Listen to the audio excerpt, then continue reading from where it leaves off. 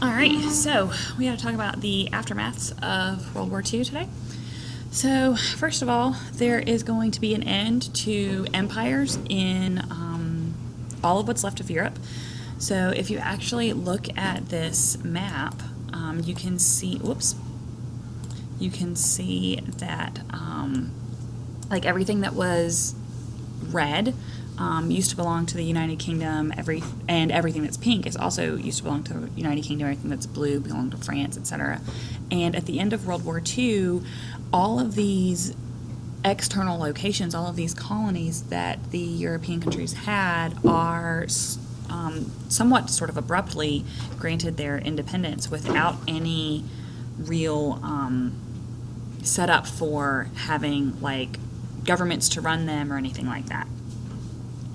There's also going to be a war crimes trials that are held in Germany. They're held in the city of Nuremberg. And this set of war crimes trials housed, it was hosted by the United Nations, like in this picture, these are the United Nations soldiers in the back. Sitting on the committee were representatives of the United States, France, Great Britain, and the Soviet Union. So, for instance, one of the Supreme Court justices for the United States went and sat on the Nuremberg trials bench so that they could rule on what should happen to several of the key leaders of the Nazi human rights violations during the Holocaust. Ultimately, 12 Nazis get sentenced to death. Several more get a lot of life sentences and things like that. This is really the first time that we have a global situation where we put together an actual committee of people that say, like, we have to do something about these, like, horrible things that are happening in concentration camps and human rights atrocities. At the end of World War II, the world gets divided basically into two camps. So there are two superpowers that emerge. Those two superpowers are the United States and the Soviet Union. The United States is obviously a democracy with a capitalist economy, whereas the Soviet Union has a communist government and a communist economic system. And we formed something called NATO, the North Atlantic Treaty Organization, which encompasses originally it's all these like dark blue countries, right? These other blues are allies of the United States throughout the Cold War. Whereas the Soviet Union has something they formed called the Warsaw Pact, and the Warsaw is a city in Poland. But if you can see, I'll make this map a little bigger, it basically divides Europe in half between the East and the Soviet Union and the West and democracy.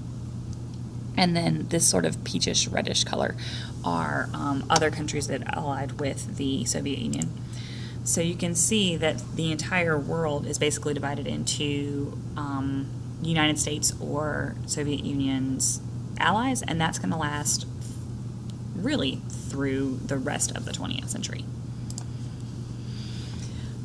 There is something called the Iron Curtain that we talk about as a division between Europe.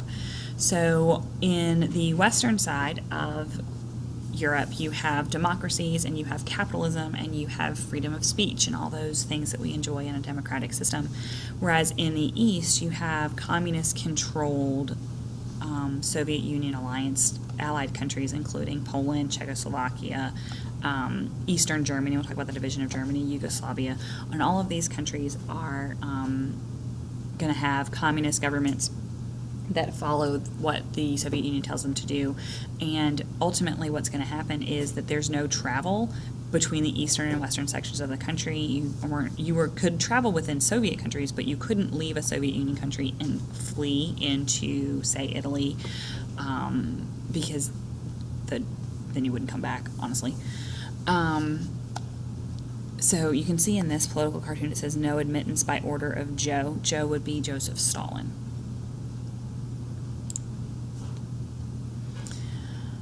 We do create the United Nations. The United Nations is an international organization that replaces the League of Nations. The United Nations has a lot more powers than the League of Nations did. There's a lot more countries that join the League of Nations. Currently there's over 100 member nations of the United Nations, and they actually have powers to do lots of things, including go in and help with like education and with health care, as well as we can commit troops. You can commit United Nations coalition troops. Different member nations will commit their troops to go into specific situations. So like, for instance, in Rwanda, when there was a civil war with the Hutu and the Tutsi, the Rwandan genocide is stopped by UN coalition forces that are sent in and shut it down. The other thing the United Nations does is it issues the Universal Declaration of Human Rights, the UDOHR.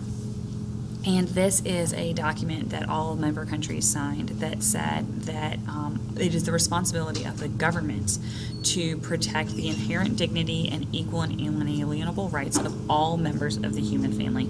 So basically, it's a condemnation of things like the Holocaust. So when, say, the Pol Pot emerges in Cambodia, the United Nations can step in because it's a violation of the rights of the people living in Cambodia. Anytime that we talk about countries having human rights violations and the United Nations stepping in, those come from the actual United Nations Declaration of Human Rights. So these are actually some pictures that I took when I got to tour the United Nations in 2018, I got to tour the United Nations. And so this is let me see if I can make it like to the front. No, that's not working. There we go. You can see that like all of the countries would sit here, right, so they could speak, and then these desk spaces are actually where translators speak. So the words being said into the microphones here pop up on these screens, and then the translators then translate what's being said back into their home countries. So that's a job that people can have who are fluent in foreign languages. They can work for the United Nations as a translator. I also have this one, which just gives you different countries were allowed to design different meeting rooms for the United Nations, and so you can see how this one looks a little different. It's set up differently, but it's the same concept. But you can see how this particular country chose to put a big mural in the back of theirs. Right? We didn't get it to go in the Security Council room, but we did get to take a picture of it. The Security Council has 5 standing members: the United States, China, Great Britain, France, and now Russia. It was the Soviet Union. The Security Council, those 5 standing nations, all have veto powers. So anytime troops need to be committed to something, any of those 5 countries can say no, and the United Nations doesn't act. This is the UN symbol. And then this is, if you go to New York to the United Nations building, this is what you're greeted with.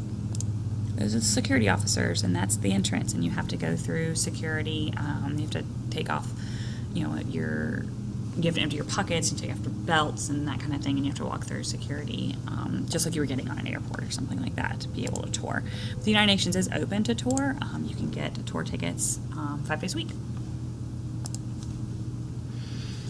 So, before the end of World War II, in the spring of 1945, actually before Franklin Roosevelt has passed away, because here he is in the picture with Stalin and Winston Churchill, the Prime Minister of Britain, we met together and we divided Germany into 4 quadrants, ultimately giving each of those 4 countries some administrative control over the German lands after the defeat of Germany.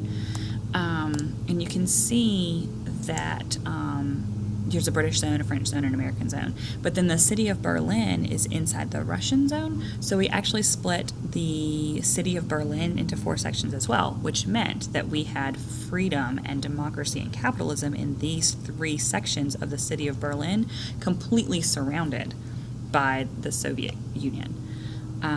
So that actually becomes problematic, especially after they build the Berlin Wall. And we end up having to do airlifts to bring food into the city for a while. The western side becomes Western Germany with freedoms and capitalism and democracy. The eastern side spends the rest of the 20th century living under communist rule. We did in Europe commit as the United States by General Marshall, who you'll remember was one of the generals for World War II. He puts together a plan that gives $13 billion in aid to help rebuild Western Europe. And so we spend a lot of money funding all of these free democratic nations. In Japan, we created an administrative zone in Japan where we banned them from having standing military under United States protection. And General George MacArthur, this is him, he's the general that was in the Pacific during World War II. He instills in their system democracy and capitalism. It takes roughly a decade or so, and then we return autonomy to the Japanese, and they become one of our largest allies in the Pacific. And that's it. So I hope you got all that information.